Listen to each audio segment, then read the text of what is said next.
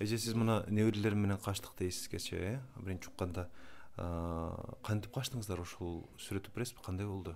Ушу неберелеримди чыккыла деп эле ушу башталат деп кабар келгенде эле уже айыл башыга бизге дагы машина жөнөткүлө деп эле көчөгө качып чыктык.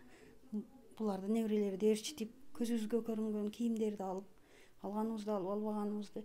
Ушул неберемди көчөгө чыксак эле ушу качып жаткан адамдар бар экен, ошолорго илештик, машинесине алып отуруп Бешкент тарапка качып бардык.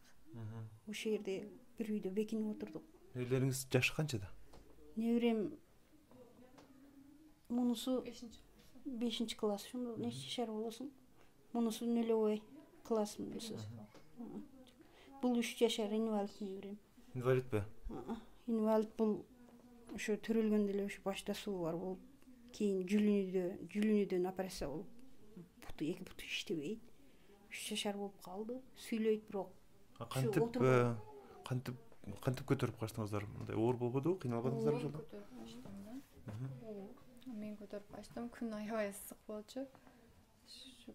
Көтөрүп бараттым, анан солдаттар уже чыгып калыптыр, тажиктин солдаттарычы. Анан машине тосуп эле анан отура калып кеттим да. Ошондой болду. Сиздин жолдошуңуз каякта? Менин жолдошум да Кулундуда. Талаада дыйкан болуп. Калдыбы? Аякта. Анан мындай дары дармек бир нерсе керек болуп аткан жокпу силерге? Дайыма дары дармек менен жүрөт. Ошо ичи катат, кыймылдабаган үчүн свеча колдоном дайыма. Жумшатчу свеча. Анан аларды да алганга үлгүрдүңүзбү? Өзүңүз менен? Жана аптекадан барып алып келдим.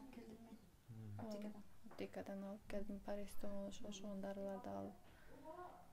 Ичи катып турат, ошо дары дармек алып берип турам постоянно.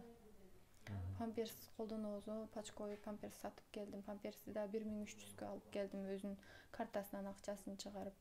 Ошо акчада алып калбай эле.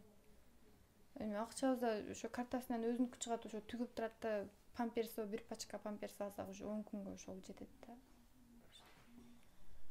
Көп 60 шуттуктугу ошондой 10 күнгө жетет.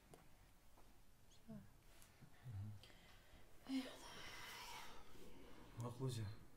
Рахмат, силерге дагы рахмат. Энди чоңдор бизге чек араны чечип берсин деп суранып кетем.